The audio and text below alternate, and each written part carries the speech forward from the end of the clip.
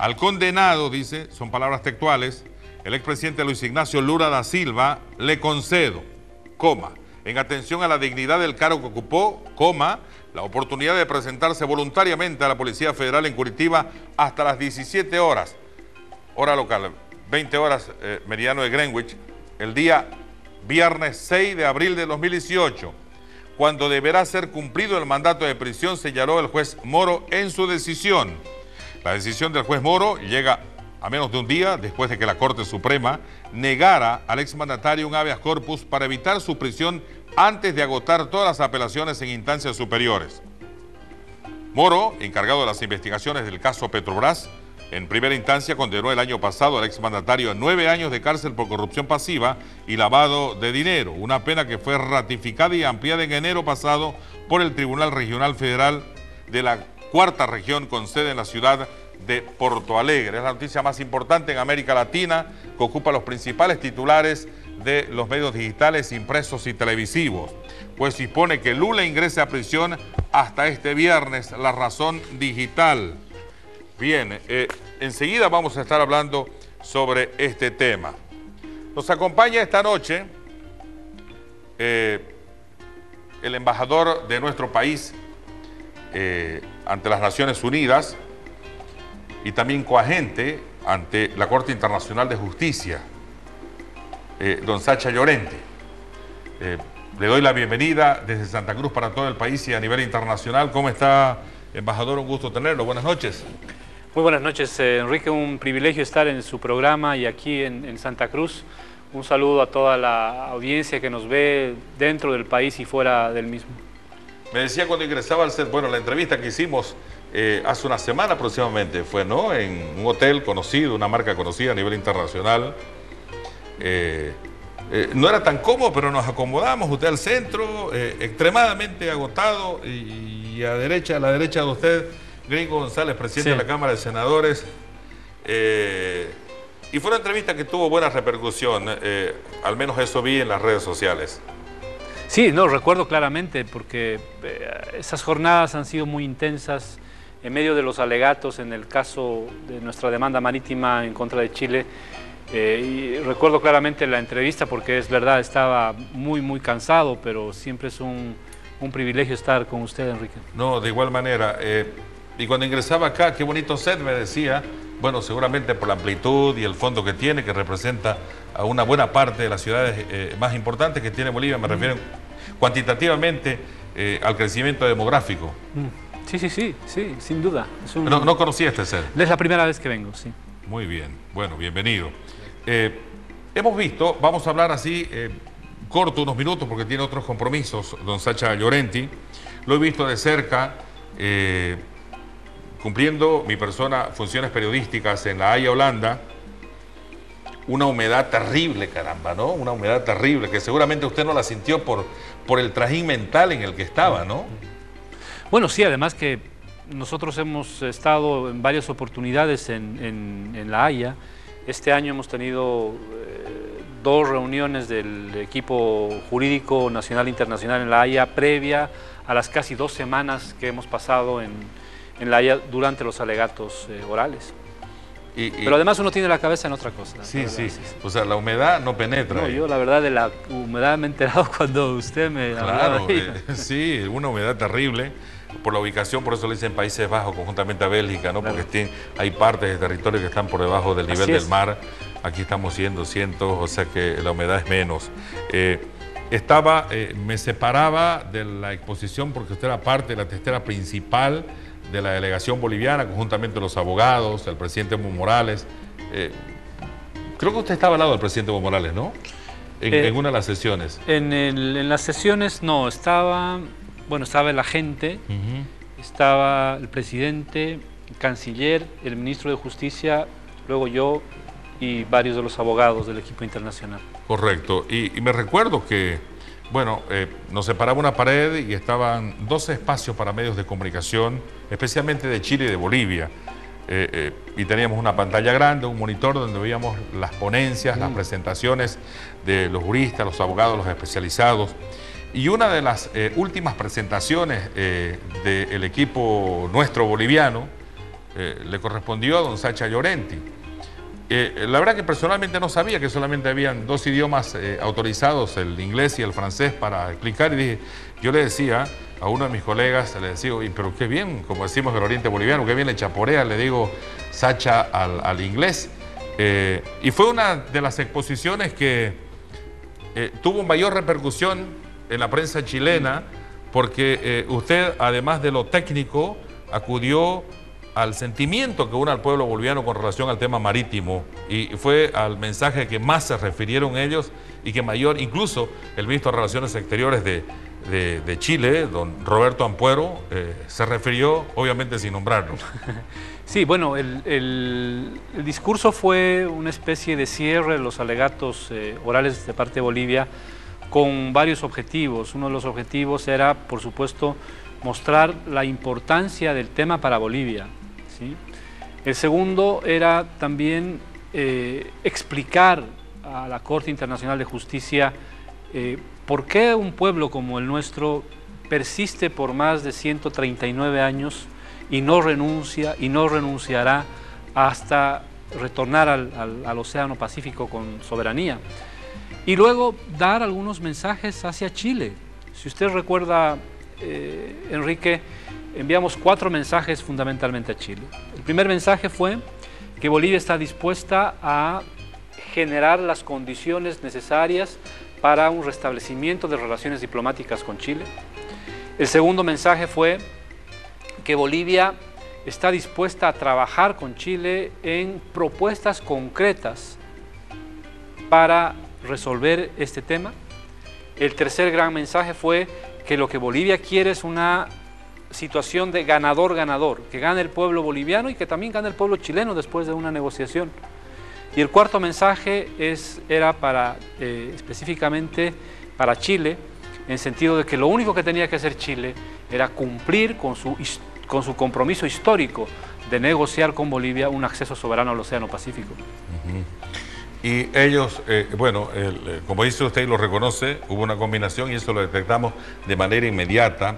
Y hablamos entre los colegas periodistas de Bolivia de que iba a tener repercusión eso de manera inmediata. Y lo hubo cuando finalmente, por una cuestión protocolar, se terminan las presentaciones y se baja las graditas y hay un representante que habla. El último nuestro fue don Eduardo Rodríguez Belcé, que fue extremadamente amable, agradeció medios de comunicación, sí, que ellos hicieron una persecución cuasi policial a la representación chilena. Sin embargo, su similar o el representante chileno fue parco, y ahí uno se da cuenta y dice, no les está yendo bien. Por lo menos en teoría uno dice, poco amable, no hay por qué no ser amable en un escenario como con el que se presentó y con la presentación que hizo don Eduardo Rodríguez Belcé. Y la repercusión fue interesante lo que usted mencionó, porque reitero, hubo una combinación de lo técnico, estratégico, con lo político. Ya pasan varios días, ahora con la cabeza de repente más fría. ¿Qué le puede decir a los bolivianos el coagente de nuestro país ante la Corte Internacional de Justicia? Sí hubo una buena presentación técnica, histórica, de repercusión internacional, ya con una semana después de todo lo que pasó, embajador. Creo que incluso con mayor contundencia podemos afirmar que los alegatos orales bolivianos fueron realmente claros, demostraron ante la Corte por qué razones no solamente históricas, sino fundamentalmente jurídicas, Chile tiene la obligación de negociar con Bolivia un acceso soberano al Océano Pacífico. E incluso viendo con más calma, releyendo los alegatos chilenos, uno identifica más contradicciones, más vacíos, más repeticiones sobre algunos hechos incluso ya superados. Lo decíamos también en el cierre de los alegatos. Pese, por ejemplo, solamente un ejemplo, Enrique, pese a que el incidente, es decir, la decisión de la Corte Internacional sobre el incidente preliminar planteado por Chile, que pretendía evitar que la Corte asuma competencia en el caso, Pese a que ese fallo del 24 de septiembre del año 2015 dice claramente que el tema que está analizando la Corte no tiene que ver con el Tratado de 1904, Chile persistió en ese afán de decir que tenía que ver con el Tratado de 1904 hasta el final de sus alegatos. Al final de sus alegatos dicen, no, esto no tiene que ver con el Tratado de 1904. Este tipo de situaciones llaman la atención, por supuesto, pero lo que queda claro es que Bolivia ha demostrado categóricamente que, basados estrictamente en el derecho internacional, Chile sí tiene esta obligación. Lo que nos queda ahora, con la cabeza fría, como usted decía, Enrique, es esperar pacientemente, tranquilamente, pero fundamentalmente manteniendo la unidad, ¿sí?, el fallo de los jueces Esa última palabra que usted menciona pareciera no importante, pareciera que la unidad se consigue así por así, hablando todos nos queremos, el mar nos pertenece por derecho y todas esas cosas. Caramba que cuesta, cuando hay diversidad sobre un solo tema, mantener la unidad, y entiendo que eso ha sido, al margen de la defensa técnica legal, uno de los argumentos más sobresalientes, la unidad del equipo boliviano. Miren, y esto tiene que ver con un hecho claro y absolutamente incontrastable. Es quién conduce este proceso, quién conduce al país en la construcción de una política pública, en la decisión de llevar adelante la demanda y en la decisión también de conseguir la unidad de los bolivianos. Y ese es Evo Morales. Fue Evo Morales quien el 23 de marzo de 2011 anunció que Bolivia recurriría a tribunales internacionales. Fue Evo Morales que a lo largo de todos estos años condujo las decisiones en todo sentido. Lo hemos visto en los alegatos en La Haya. Su presencia fue muy importante, no solamente frente a los jueces, su presencia en las reuniones conduciendo al equipo jurídico nacional e internacional. Y en lo que hablamos, la unidad, es la mirada de un estadista que toma la decisión de invitar incluso a sus antagonistas políticos para sumarlos a una causa común. No es fácil, ¿no? La palabra unidad en la práctica no es fácil. Y yo me pregunto si es que las personas de la otra vereda harían lo mismo. Yo lo dudo, sinceramente, lo dudo. Mire, yo solamente un detalle. Cuando invitó el presidente Evo Morales en el hotel donde se encontraba un almuerzo, sí, don Tuto Quiroga parecía local. Agarró su copita de vino, ¿no?, y fue mesa por mesa. Él parecía el anfitrión. No sé si se dio cuenta. No. Mesa por mesa. Le digo porque llegó a la mesa donde estaba. Hizo salud con todo. Yo dije, caramba, se convirtió en otro vocero o Tuto. Y eso era por el ambiente que había. Bueno, había un ambiente, usted lo ha visto, Enrique, muy cordial, un ambiente realmente en el que se ha construido una unidad.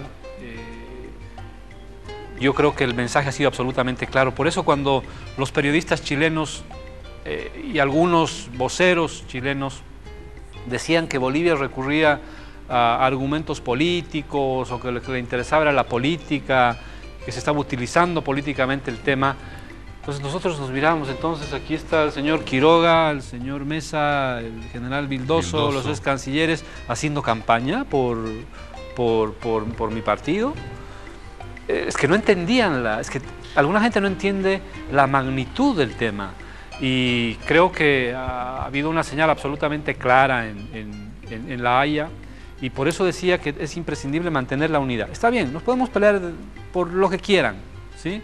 Pueden haber distancias y diferencias que son saludables en una democracia, en temas políticos, ideológicos, programáticos, pero en este tema hay que mantener una unidad absolutamente infranqueable. Nos quedan algunos meses antes de que la Corte dé el fallo, y luego se iniciará otro proceso en otro escenario en el que, por supuesto, esta unidad también va a ser importante. Correcto, porque podían haber grupos o subgrupos dentro del grupo, y lo veo, reitero, de ese almuerzo que hubo. Nunca había tenido la oportunidad de estar cerca de Eduardo Rodríguez Belcé, por ejemplo. Él muy amable, protocolar, y Carlos Mesa lo veía sonreír como nunca. al general Vildoso también, que fue presidente de nuestro país, muy tranquilo, ya un señor mayor, pero tranquilo, compartiendo con todos los ex cancilleres, don Javier Murillo, ¿no? Don Carlos Iturralde, don Charlie Iturralde también, el señor Fernández también, todos están en un solo bloque por la causa marítima, y eso no es fácil, le digo. Tiene que haber un hilo conductor principal para poder unir esas fuerzas. Pero al margen de ello, que es importante, habían 4 aspectos que lo hemos mencionado en la entrevista que hicimos en La Haya, embajador. Las acusaciones que nos hacían los chilenos, hablo en los términos diplomáticos, especialmente el nuevo canciller de apellido Ampuero, decía que Bolivia se victimizaba, que era agresiva. Tercero, que dónde está el derecho humano de las personas que quieren representar, y que esos espacios quieren ustedes para ustedes, qué va a pasar con ellos. Y otro, todo era el eje central 1904, de ahí no se movía la cosa. Pero en la práctica ellos se victimizaban, eran agresivos, y finalmente el tema de 1904 se volcó porque hubieron las presentaciones de la OEA, las 11 resoluciones y otros encuentros que hubieron, entre ellos el famoso abrazo de charaña entre Pinochet y el general Banzer, ambos ya que ya partieron, que eso tumbaron lo de 1904, embajador. Sí, bueno, a ver, yo quiero rescatar unas palabras del presidente Evo en su discurso, en su conferencia de prensa en Santiago, cuando asumió la presidencia el señor Sebastián Piñera. El presidente Evo dijo: vengo a extender una mano fraterna. Dijo: no escuchemos las voces de quienes quieren convertirnos en enemigos. ¿Sí? Y lanzó un desafío diciendo: nuestra generación tiene la responsabilidad de no heredar a las siguientes generaciones temas pendientes. ¿Sí? Ese ha sido el eje discursivo nuestro.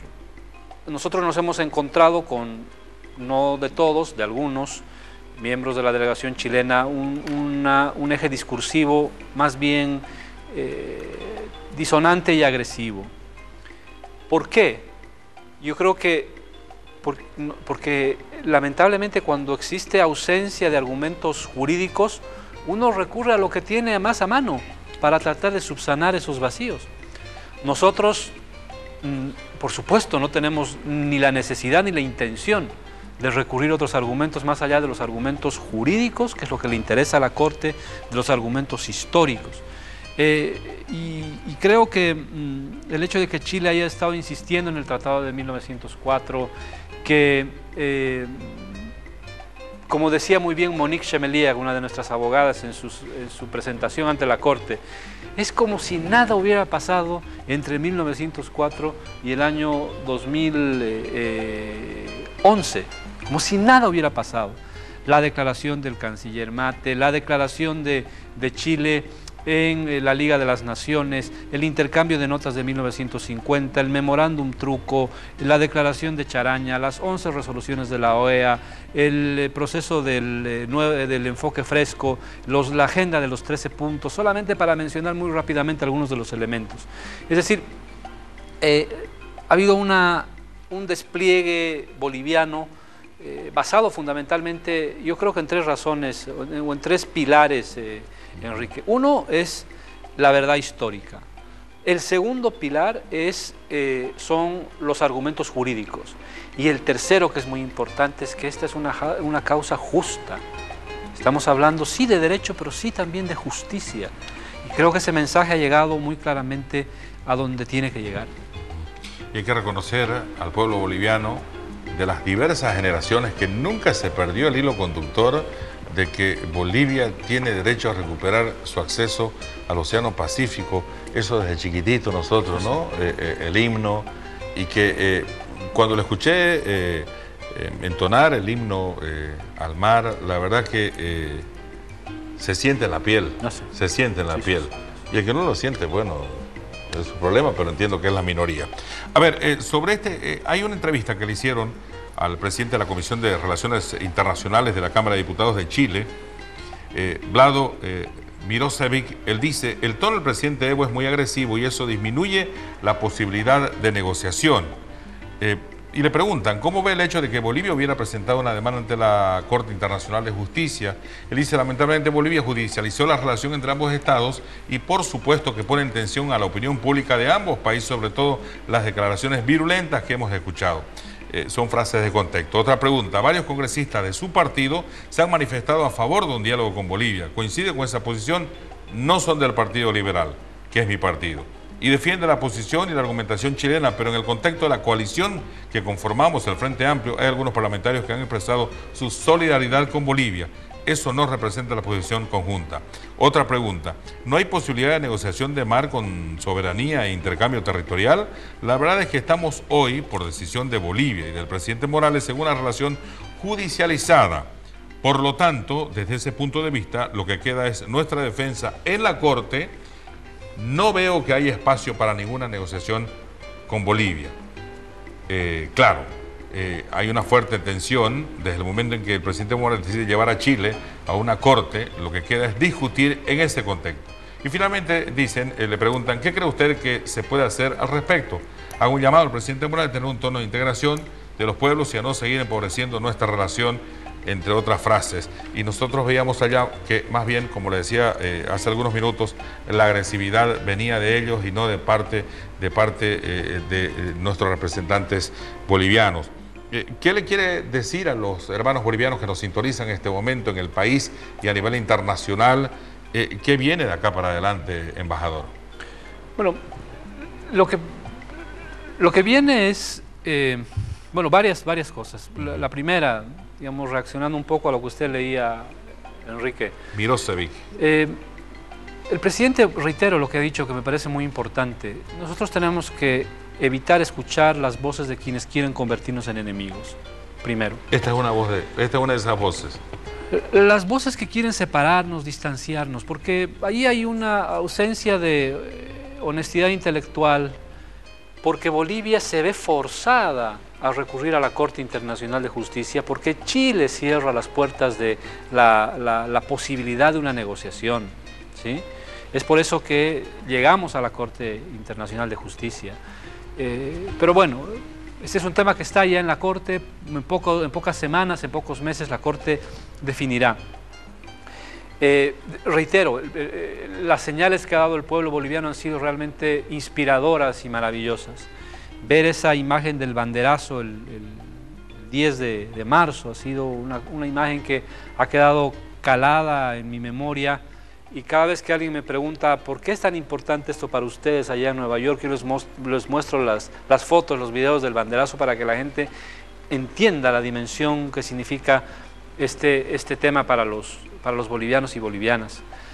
Luego, Chile ha mantenido, si uno hace una comparación, y ahí una tarea para usted, Enrique, si usted revisa los videos y las declaraciones de Chile previa al fallo del juicio que tenían con Perú, ¿sí?, usted va a encontrar muchas similitudes a las que tienen ahora, previo al fallo con Bolivia. En ese momento varios voceros chilenos decían: Chile nunca va a aceptar o no va a aceptar una decisión salomónica de la Corte Internacional de Justicia, ¿no? Algunos hablaban de retirarse del Pacto de Bogotá, ¿sí? Ahora sucede más o menos lo mismo. Dicen, no vamos a aceptar una decisión creativa de la Corte Internacional de Justicia, ¿sí? Es más o menos la repetición de un libreto. Nosotros lo que tenemos que hacer es mantener la tranquilidad, la paciencia y la unidad. Y por otro lado tener, por supuesto, la certeza de que se está trabajando en los distintos escenarios pre y post fallo de la Corte Internacional de Justicia. Este es un tema en el que hemos superado varias etapas. Hemos superado primero la etapa de la admisión de la demanda. Hemos superado el incidente preliminar planteado por Chile en el año 2015. Ahora hemos superado la fase de los alegatos orales y de los alegatos, escritos y orales. Y ahora nos queda, por supuesto, una parte vital, fundamental, que es la sentencia, el fallo. Bien, bueno, en la parte final tengo muchos mensajes de apoyo principalmente a todo este trabajo que se ha venido realizando y que ha unido no solamente en nuestro país al Ministerio de Relaciones Exteriores con otros ministerios bajo la cabeza del presidente Evo Morales, sino a la diplomacia boliviana a nivel internacional y que ha permitido recibir apoyo internacional, como usted manifestaba. Fue impresionante este banderazo. Unos dirán, es fácil, ¿no? Entiendo que fueron casi 200 kilómetros. Incluso uno de los medios más importantes de América Latina, que está en Chile, escrito, hoy que es una multimedia con lo digital, reconoció lo impresionante que fue el banderazo. Sí. Lo impresionante que fue el banderazo. Nos dicen... nunca pensamos que se avance hasta este punto. Incluso para los chilenos el llegar a la Corte Internacional de Justicia no fue de su agrado, porque tampoco la Corte Internacional de Justicia acepta que se investigue, que se debata en el seno de la misma Corte temas que no le competen, ¿no? El hecho de que haya una admisión ya es un gran avance, y peor el desarrollo que se ha venido llevando adelante. Hay dos opciones, entiendo, usted me corrige, embajador, una, no pasa nada, la otra, sí, hay una responsabilidad, hay una deuda entre los chilenos y los bolivianos, porque mucha gente dice, no, hasta el fin de año no nos van a devolver el mar. Tampoco es así, digamos, ¿no? Es un proceso, pero ¿cuáles pueden ser las respuestas, las posibles respuestas, embajador? Si esto, obviamente, ya lo conocimos en La Haya, de que sus expresiones son vinculantes y dentro de lo que no nos perjudique. No, bueno, lo que estamos solicitando primero, hay que decir con mucha claridad, lo que le estamos pidiendo a la Corte es que juzgue y declare que Chile tiene la obligación de negociar con Bolivia un acceso soberano al Océano Pacífico para nuestro país. Eso es lo que le estamos pidiendo a la Corte. Y que nosotros hemos demostrado no solamente que esa obligación existe, sino que esa obligación está vigente y que esa obligación no ha sido cumplida. Eso para tenerlo muy claramente. Luego, sobre los distintos escenarios posibles, yo prefiero ahí no hacer ningún comentario por absoluta seriedad, porque lo que vamos a hacer es, por supuesto, analizar claramente la decisión de la Corte Internacional de Justicia, aunque ya el presidente ha lanzado un mensaje a Chile diciendo que incluso antes del fallo es posible entablar un diálogo con ellos para ir acercándonos. Nos quedan varios desafíos, por supuesto, después del fallo de la Corte. Antes, lo que sí es que tenemos que tener la certeza de que contamos con un equipo nacional e internacional de altísima calidad. El liderazgo y la conducción del presidente Evo, que es fundamental, y el espíritu y la unidad del pueblo boliviano, que nos motiva cada día a dar todo lo que está a nuestro alcance para que es el tema más importante, no solamente de nuestra política exterior, sino el tema más importante de nuestra alma como bolivianos, Enrique. Y quiero agradecerle la oportunidad que me da de haber estado en su programa. Muy bien, embajador, voy cerrando. Gracias por tener la deferencia de hablar a través de Bolivia TV. Hablemos claro. A lo último dijo lo más importante, la obligación que tiene Chile de sentarse a negociar. Ese es un gran avance, al margen de lo que pueda venir posteriormente. Ese es un gran avance desde el punto de vista diplomático, histórico, centenario, que pasan los 100 años de parte de nuestro país. Un gusto tenerlo, embajador, y éxito. Gracias, muchas gracias, Enrique. Bien, las palabras del embajador de nuestro país en las Naciones Unidas y también coagente ante la Corte Internacional de Justicia, don Sacha Llorenti. Le voy a pedir 2-3 minutitos, por favor. Esto recién empieza, ya volvemos. ¿Qué le dirías a tu mamá si bajara del cielo? Que no te vaya, que me dé un beso grande y que nunca me deje sola. Y estar con ella para seguir siendo feliz. Ellos no tienen con quién festejar este 27 de mayo, pero tú los puedes hacer felices convirtiéndote en su apoyo para que puedan cumplir sus sueños. Compra una rifa solidaria de las aldeas Padre Alfredo y podrás ganarte una casa, una peta y muchos premios más. La rifa se realizará este 26 de mayo Serenata a la Madre, en la misma aldea. Ayúdanos, estamos esperando. Informes al 348-95.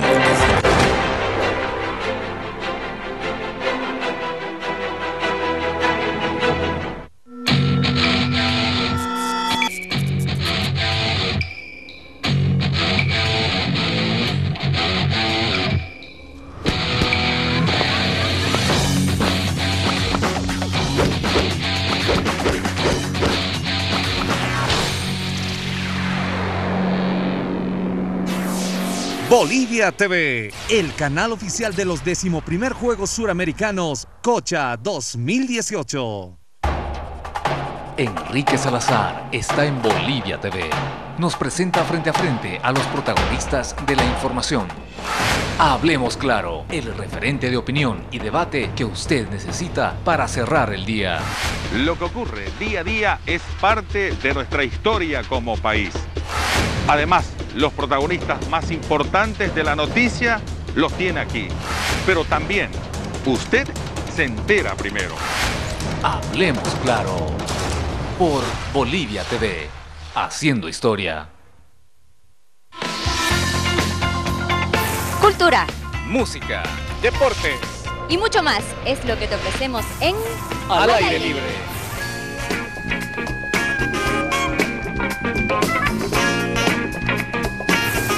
Tu cita con nosotros son todos los sábados. No te olvides sintonizarnos a las 17:30. Solo por el canal de todos los bolivianos. Bolivia TV, haciendo historia.